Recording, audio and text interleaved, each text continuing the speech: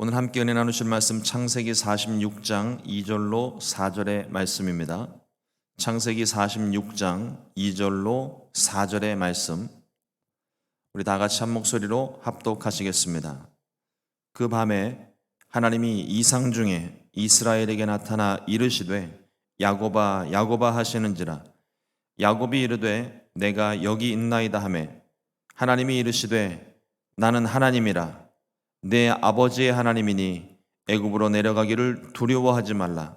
내가 거기서 너로 큰 민족을 이루게 하리라. 내가 너와 함께 애굽으로 내려가겠고 반드시 너를 인도하여 다시 올라올 것이며 요셉이 그의 손으로 내 눈을 감기리라 하셨더라. 아멘. 오늘 함께 본독한 창세기 46장 2절로 4절의 말씀을 가지고 다시 만난 하나님이라는 제목으로 함께 말씀의 은혜를 나누겠습니다. 고집스러웠던 야곱이 고집을 꺾고 나니까 하나님의 은혜가 임했습니다. 시므온도 돌아오게 되고 베냐민도 돌아오게 되고, 그리고 무엇보다 죽은 줄만 알았던 잃어버린 아들 요셉이 살아있다는 소식을 듣게 됩니다. 살아있는 것만으로도 기쁘고 참 감사한 일인데 이 요셉이 애굽의 총리가 되었어요. 그리고 가족들을 초청하여서 애굽에서 함께 살게 되었습니다. 이보다 더 기쁜 일이 있을까요? 야곱이 지체할 이유가 없었습니다. 당장에 애굽으로 가는 수레에 몸을 실었습니다. 그리고 브엘세바에서 아브라함의 하나님, 이삭의 하나님께 희생 제사를 드렸습니다. 이 브엘세바는 이전에도 우리가 말씀을 통해서 살펴본 바 아브라함과 이삭이 아비멜렉에게로부터 정당한 값을 지불하고 우물을 사들였던 바로 그 장소입니다. 그리고 거기에서 아브라함과 이삭이 하나님께 제사를 드렸고 거기서 하나님이 그들을 만나 주셨어요.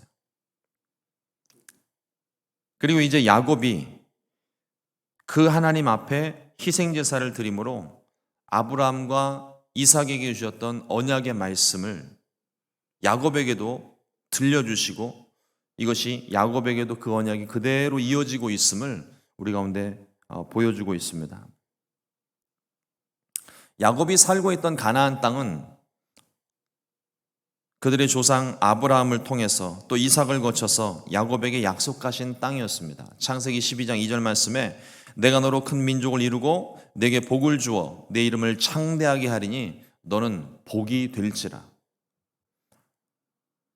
아브라함에게 주신 약속에 이어 야곱에게도 하나님은 동일한 약속을 주십니다. 창세기 28장 13절로 14절 말씀에 또 본즉 야훼께서 그 위에 서서 이르시되 나는 야훼니 너의 조부 아브라함의 하나님이요 이삭의 하나님이라. 내가 누워있는 땅을 내가 너와 네 자손에게 주리니 네 자손이 땅의 티끌같이 되어 내가 서쪽과 동쪽과 북쪽과 남쪽으로 퍼져갈지며 땅의 모든 족속이 너와 네 자손으로 말미암아 복을 받으리라.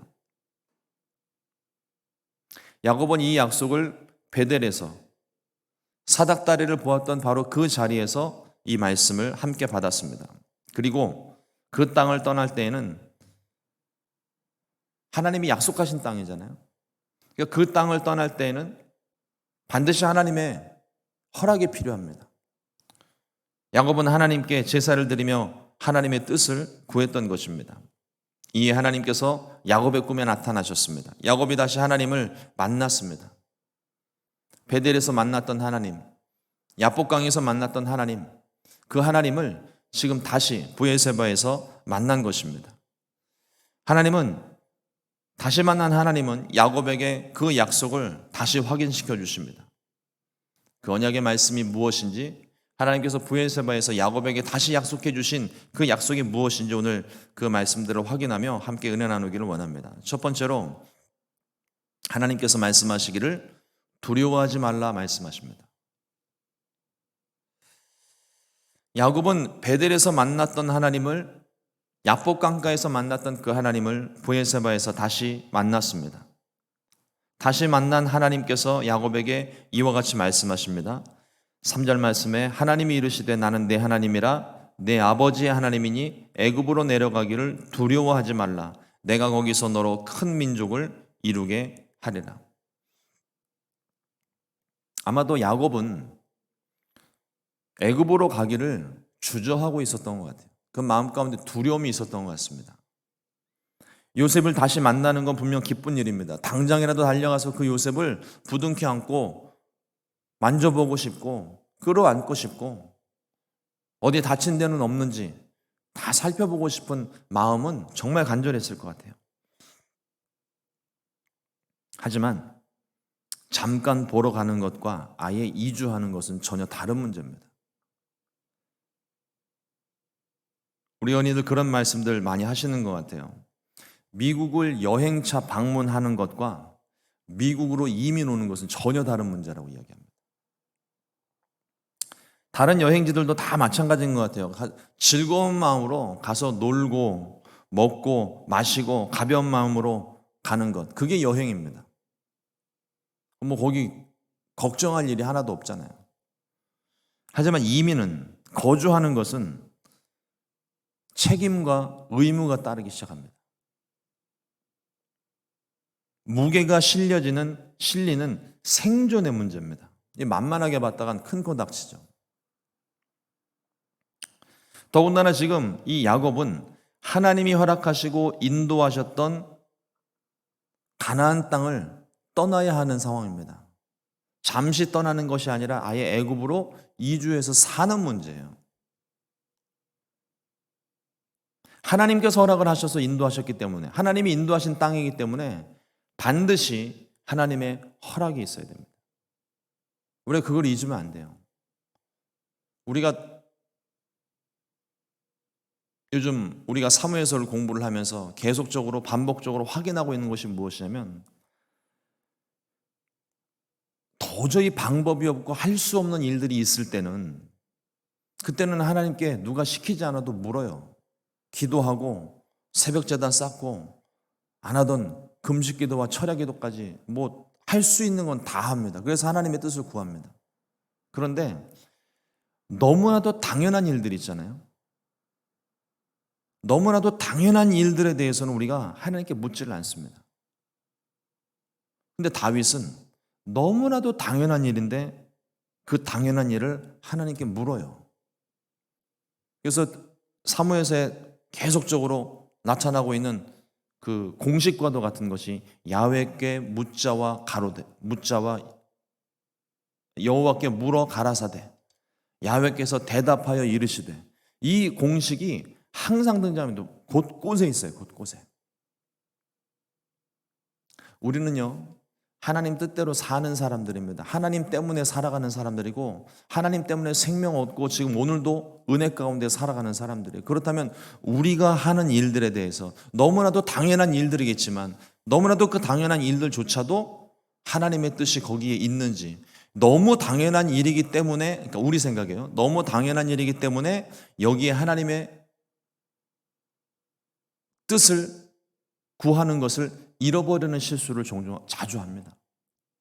그러나 우리는 하나님께 물어야 돼요.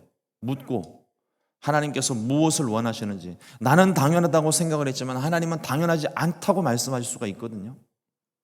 우리가 그 부분에 대해서 묻고 또 묻는 그런 삶을 살아야 할 줄로 믿습니다. 야곱이 그래서 하나님의 뜻을 구하는 거예요. 두려움 속에 간절한 마음으로 하나님의 뜻을 구했고 하나님의 음성 듣기를 원했습니다. 이에 대한 하나님의 대답은 두려워하지 말라는 겁니다. 애굽으로 내려가는 것을 두려워하지 말라, 주저하지 말라. 하나님의 허락하심입니다. 하나님의 위로의 말씀입니다. 본래부터 하나님의 계획은 야곱과 그의 가족들이 애굽 땅에서 큰 민족을 이루는 것이었습니다. 하나님의 인도하심 속에 있다는 것을 보여주는 하나님의 응답이에요. 하나님은 야곱과 그의 가족이 큰 민족을 이룰 수 있도록 요셉을 애굽으로 먼저 보내셨습니다. 온 땅에 흉년이 든 것도 하나님의 거대한 계획 안에 있는 거예요. 하나님은 언약을 이루시기 위해 모든 것을 준비하셨고 요셉과 야곱의 극적인 만남을 이루어 주셨습니다. 어쩌면 야곱의 마음 가운데 신락 같은 희망을 계속 가지고 있었지 않았을까요? 요셉의 피 묻은 채색옷, 그것을 야곱이 받아들고 내 아들이 무슨 봉변을 당했구나, 죽었구나, 그렇게 받아들일 수도 있었겠지만 신락 같은 희망 하나가 있어요. 요셉의 시신을 발견하지 못한 거죠. 참 안타까운 일들이지만 어떤 대형 사고들이 일어나고 아니면 어떤 예기치 못한 사고들로 자녀를 잃어버린, 생사를 알 수 없는 그런 아픔을 가지고 있는 부모님들의 인터뷰들을 가끔씩 보게 될 때가 있습니다. 벌써 20년이 지나고 30년이 지나고 부모님은 지금 백발이 무성하고 자녀들도 생사를 20, 30년 동안 전혀 듣지 못하는 그런 상황인데도 그 부모님의 인터뷰에 한결같이 똑같은 모습으로 나타나는 것이 무엇이냐면 어딘가엔 살아 있었으면 좋겠다. 그게 부모님 마음이잖아요. 어디에도 살아있다는 증거 보이진 않지만 그분들은 반대로 생각합니다. 어디에도 죽었다는 증거가 없다.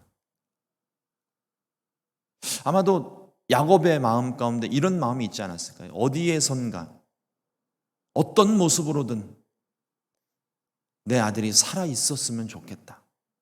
아마 그 마음으로 지금까지 야곱은 기도하고 있었을 것 같아요.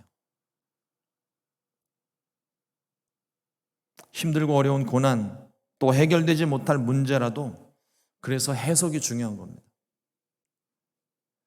갈라디아서 6장 9절 말씀에 우리가 선을 행하되 낙심하지 말지니 포기하지 아니하면 때가 이름에 거두리라.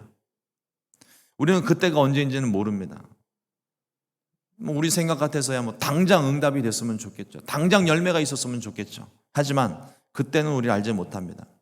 그럼에도 불구하고 우리는 하나님이 멈추라 하실 때까지, 하나님이 우리의 기도를 바꾸실 때까지, 그렇게 구하면 안 된다고 가르쳐 주시면서 우리의 기도를 바꾸실 때가 있습니다. 우리의 기도를 바꾸실 때까지 우리의 기도는 멈추면 안 됩니다. 끊임없이 하나님께 믿음을 가지고 기도하면 하나님께서 반드시 그 기도에 응답하시는데 그 응답은 우리가 원하는 것을 이루어 주시는 것일 수도 있고 하나님이 거절하실 때도 있고 하나님이 기다려라 아니면 이번엔 이렇게 구해라 하나님이 그렇게 말씀하시는 것도 우리에게 주시는 응답인 거죠. 하나님의 응답이 임할 때까지 우리는 우리의 기도를 쉬지 않아야 할 줄로 믿습니다. 하나님은 모든 일을 계획하시고 준비하시고 이루시는 하나님이십니다. 그 과정 속에 야곱에게 주셨던 약속의 말씀은 두려워하지 말라 내가 너로 큰 민족을 이루겠다 하신 약속의 말씀입니다. 어려움 속에서 하나님을 만나고 모든 두려움들을 이겨내시기를 우리 주님의 이름으로 축원을 드립니다. 둘째로 하나님께서 하신 약속의 말씀, 내가 너와 함께하리라 하신 말씀입니다. 4절 말씀에 보면 내가 너와 함께 애굽으로 내려가겠다고 약속하셨어요. 하나님의 뜻이 이루어지는 건 지극히 당연한 결과입니다. 만군의 하나님의 열심히 이 모든 것들을 이루실 것입니다. 그런데 우리가 정말 놓치지 말아야 될 것은 하나님의 뜻이 이루어지는 그 놀라운 일을 보는 과정과 결과 속에 우리가 놓치지 말아야 되는 것은 하나님의 뜻이 이루어지는 그 과정 속에 하나님이 함께하고 계신가를 우리는 살펴봐야 돼요. 하나님이 보여주시는 꿈이 있고 하나님의 분명한 계획이 있을지라도 하나님과 함께하지 않으면 그것은 하나님의 일이 될 수 없습니다. 우리가 행사를 준비하거나 또 어떤 특별한 목적을 가지고 기도회를 하는 것조차도 하나님이 함께 하시기를 바라는 마음으로 우리가 그것을 하는 거잖아요. 근데 우리의 마음 가운데는 어느 순간 보면 하나님이 함께 하시는 거에는 상관이 없고 행사 자체가 목적이 될 때가 있습니다. 그거는 하나님께서 우리에게 처음 시작하라고 지혜를 주시고 하나님이 인도하셔서 거기까지 왔음에도 불구하고 하나님이 그것을 기뻐하지 않으실 수 있어요. 하나님이 원하시는 건 일이 이루어지는 것이 아니라 그 과정에서부터 나와 함께 하기를 원하시는 것입니다. 하나님이 함께 하시는 준비, 또 하나님이 함께 하시는 행사, 하나님이 함께 하시는 예배가 되어야만 하나님께서 그 모든 것을 기뻐 받으시는 것입니다.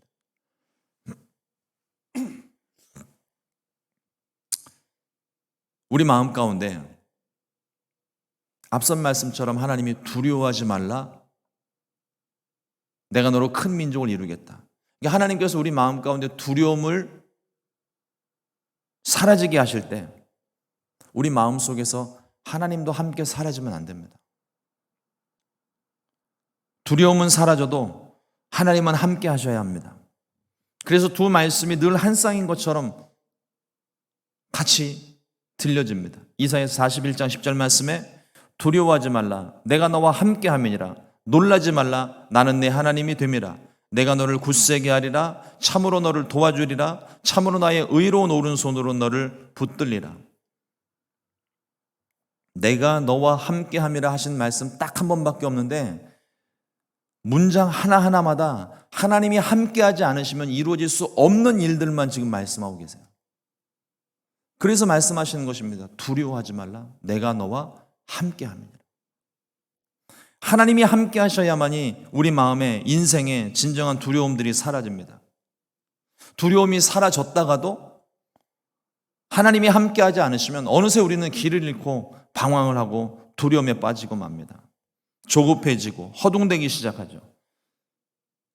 범사의 모든 일에 하나님이 함께 하셔야만 합니다. 인생의 전성기를 만나서 하나님이 크게 사용하셨다가도 하나님이 어느 순간 떠나시는 것이 아니라 세상 끝날까지 우리와 항상 함께 하신다고 약속의 말씀을 주셨습니다. 그래서 성령님을 우리 가운데 보내주신 거예요. 내가 세상 끝날까지 너희와 항상 함께 있으리라. 오늘 하루 두려움 없이 살게 되시기를 주님의 이름으로 축원을 드립니다. 그 방법은 하나님이 함께 하시는 것입니다. 곧 성령 충만입니다. 오늘 하루 그리고 앞으로도 영원토록 하나님께서 함께 하시는 복된 삶이 되시기를 주님의 이름으로 축원을 드립니다.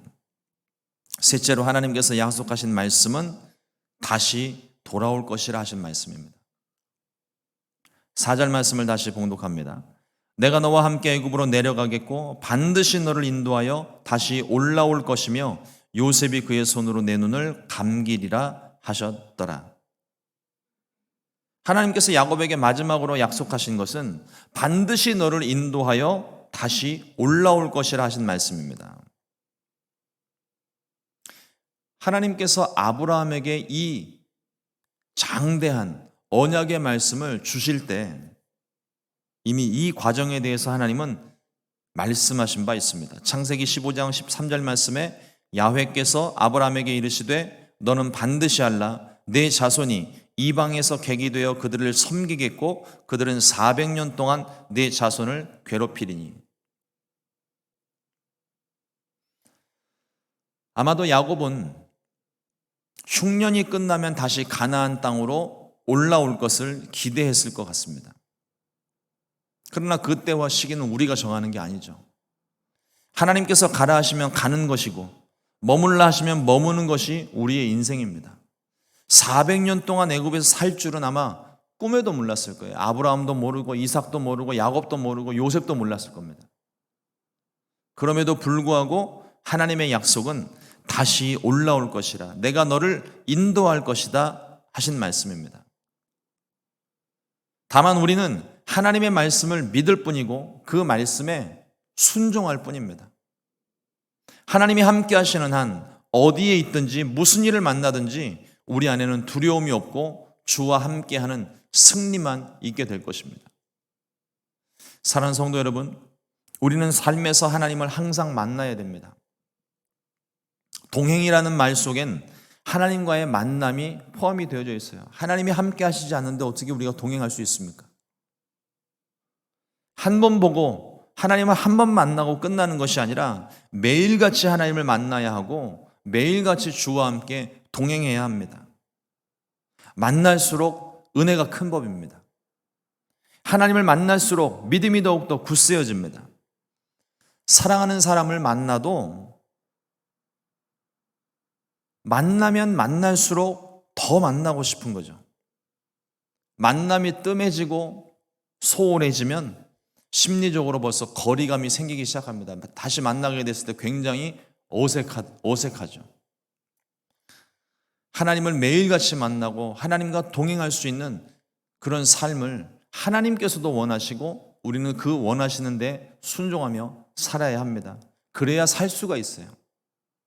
이러므로 오늘 하루 하나님을 만나고 동행할 수 있게 되시기를 주님의 이름으로 축원합니다. 하나님께서 저와 여러분들의 삶을 인도하시고 책임져 주시기를 원하십니다. 기도하겠습니다. 하나님 아버지 감사합니다. 오늘도 주님의 귀한 말씀 우리 가운데 허락하시고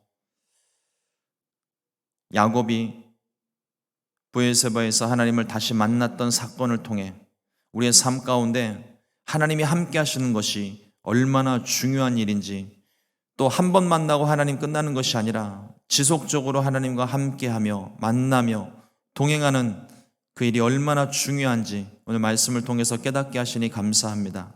우리 마음 가운데 너무나도 익숙한 것, 너무나도 당연한 것이 있을지라도 하나님께 뜻을 구하며 하나님을 한 번 더 만나고 하나님의 인도하심 따라 사는 귀한 삶이 될 수 있도록 인도하여 주시옵소서. 오늘 하루의 삶도 주님의 은혜로 시작을 했습니다.